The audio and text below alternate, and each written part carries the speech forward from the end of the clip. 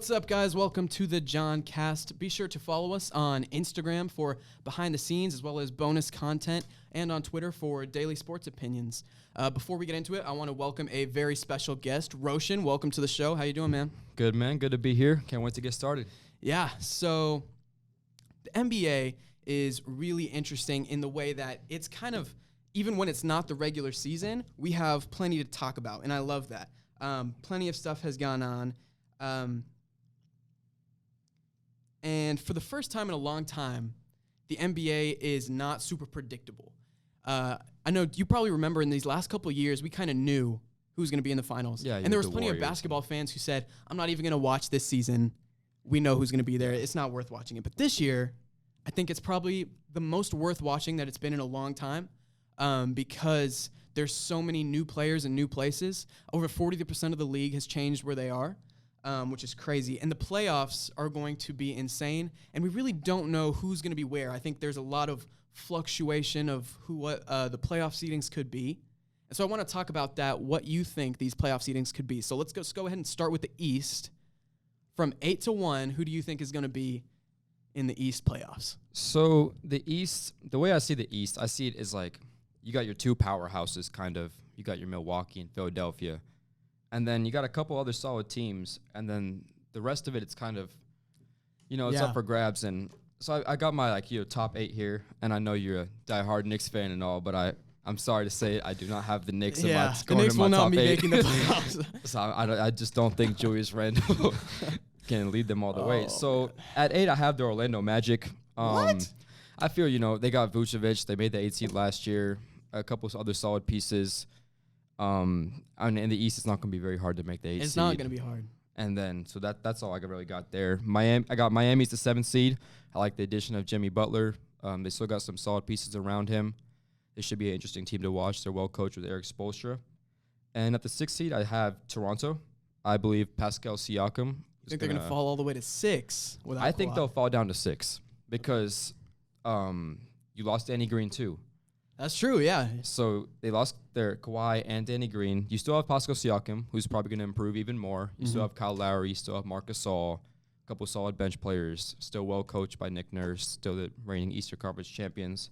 I think they're just going to fall off kind of without that one dominant player anymore. Yeah. And at the 5 seed, I got the Brooklyn Nets. I believe this kind of year will be sort of an experiment year because obviously they're planning on contending, but with Kevin Durant going to be out most of the year, it's going to be just kind of Kyrie Irving and the few good pieces around him. They got some good young talent. And I believe Brooklyn's going to be pretty cautious with Irving. That's why I have him at the 5th seed. You think they're going to rest him and stuff? I think they'll well rest him because at the end of the day, I think they're going to look at this as like an experiment year. Kind of the way like you saw the Lakers look at it with LeBron. It's like, we're going to make sure LeBron's rested this year, just develop everything around him. What do you think about all this load management all these teams are taking to where it's actually becoming a thing that people are doing? Like every team is considering, we're going to probably load manage. They're going to take off 10 games. Because it's like, obviously, basketball is a very physically demanding sport. It's like, it's so difficult. And even just one more year on all these guys. And Irving, how old is he now? He's in his later 20s, he's 27 late 20s, maybe? Yeah, he's late 20s. And it's like, you want him to be fresh for these next upcoming years to play alongside Kevin Durant. And they're championship or bust, just like a few other teams. So I believe they're going to be cautious with Irving and prepare for everything. So you support load management? You think it's a good idea? I think it's a good idea. Yeah. For especially teams contending and all that. And during the regular season, an 82-game regular season, keep these players rested for the playoffs because that's when they need to be at their absolute best.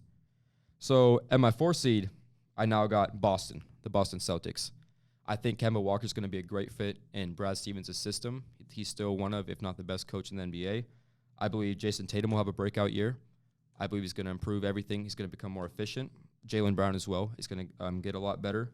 But the fact that they lost Kyrie Irving, losing Al Horford, Marcus Morris, it's going to add up on them. And I believe it'll kind of drop them down a little bit to where they were projected to be last year. And at the 3rd seed, it's a team I really like, the Indiana Pacers. They're getting back Victor Oladipo. He's going to come back. You're overrating Victor Oladipo. He's a very, very good player. Who else is on that team? They just signed Malcolm Brogdon. Worst. Still got Miles Turner. Malcolm Brogdon is probably the worst rookie of the year there's ever been. Maybe, but he was very good for the Milwaukee Bucks last year. I think they're going to be a good team. And I think they'll be a solid team. I have them at the 3 seed. Okay. I think they're going to win a lot of games. And All right. I'm not saying they're going to do anything special in Yeah. the postseason and all that. But I think in the Eastern Conference, you just have those top 2 teams. And then the rest is like, no, it's all going to be very close and very neck and neck and all that. But All you right. never know what's going to happen. At the 2 seed, I had the Philadelphia 76ers. I believe they have the best starting 5 in the Eastern Conference. They got a lot of length. They're big. They're strong. Got Simmons is hopefully going to improve.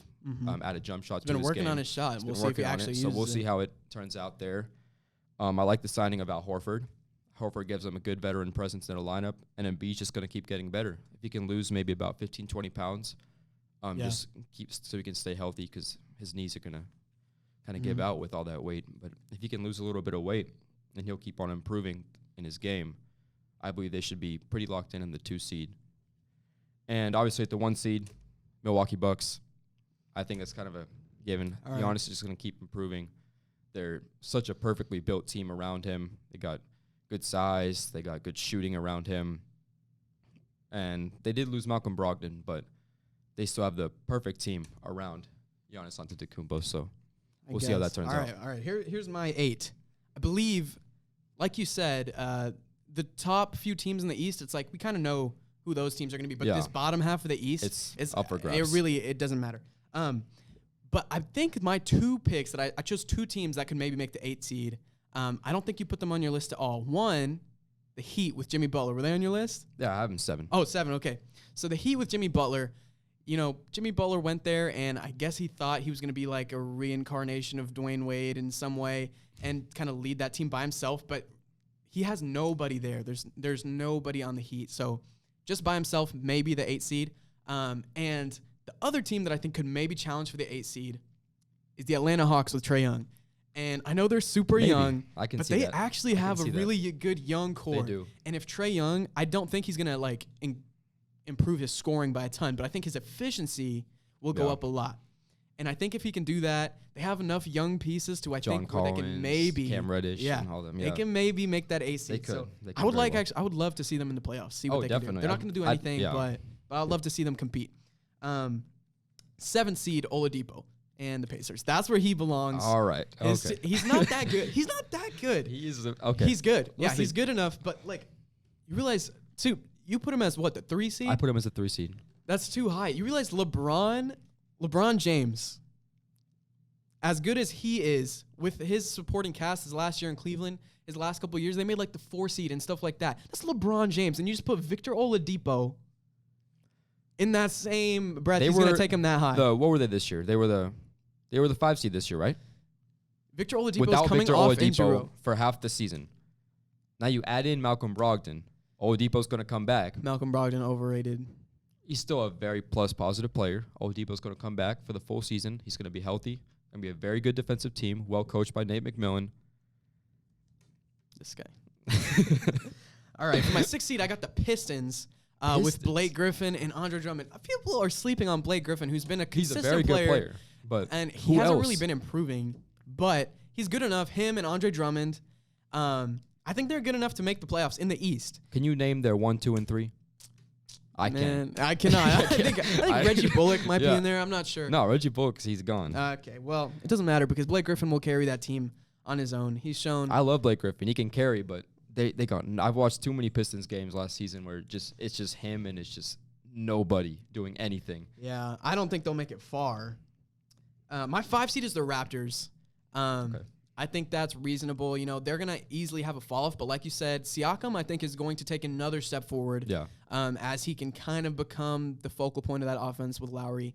And they'll see what he can develop into. And they still have, like, solid pieces. Like, a few years ago, before Kawhi, they had, like, easily the best bench in the league, right? And they still have a lot of those pieces. They have depth. So I think even though they don't have Kawhi or Danny Green, they'll still be decent in the East. 4 seed, I got the Nets. Just like you said, without Kevin Durant, they're not going to be super high.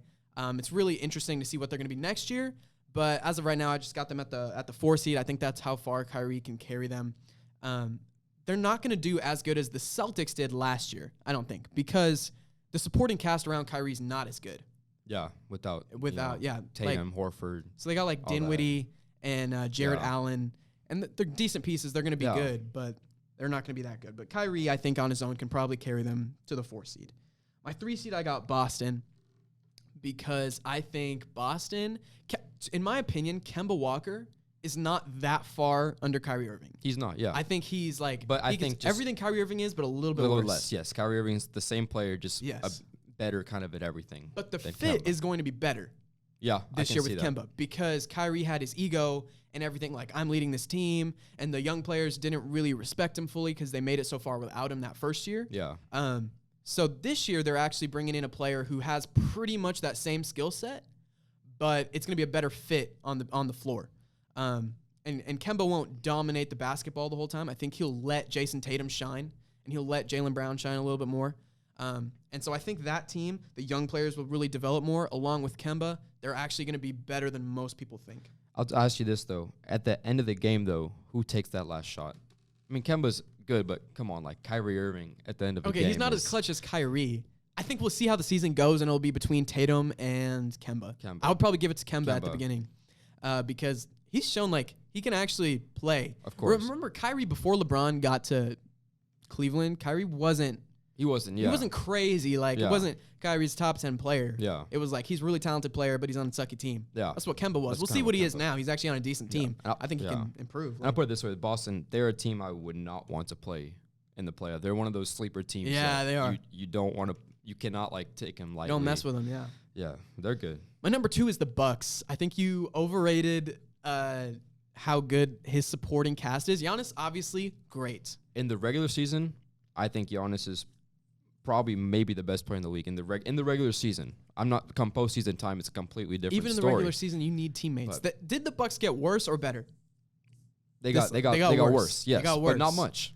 They still Malcolm Brogdon was their starting point guard, or Eric Bledsoe, right? Eric Bledsoe. They still have Bledsoe. But they still have Middleton. They still have Brook Lopez. Still have George Hill.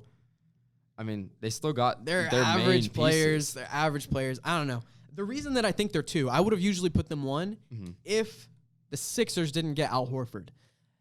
Everyone's talking about the Clippers as like unquestionably best defensive team since Jordan's Bulls, right? Yeah. And while they are going to be good, this Philadelphia team is actually going to be really good defensively too. Simmons, great. Embiid, great. Horford, great. Like they have a lot of great defenders on that team that are long and big. Like it's not going to be fun going against that team in the playoffs when everyone is 6'8" and higher. Come playoff time, that would be a fun series to watch. And if I had to make a pick, I'd probably pick Philadelphia above Milwaukee. But come the regular season, I think Philadelphia will need some time to mesh, to figure all that stuff out.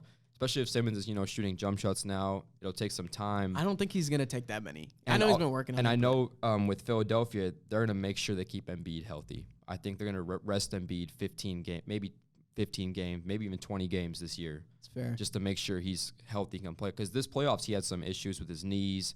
He was hurt quite a bit of the time. Yeah. And this playoff, they're going to make sure. Because now they're in it to win now. Like, they're championship or bust now. They are. And I think they can make it to the championship this year. They definitely can. They were one Kawhi bounce shot away from making it. I think they're going to be really good. And what's the name? Embiid apparently was actually sick during different parts of that series. And, like, that definitely affected him. Yeah. So, I think they're going to be the number 1 seed.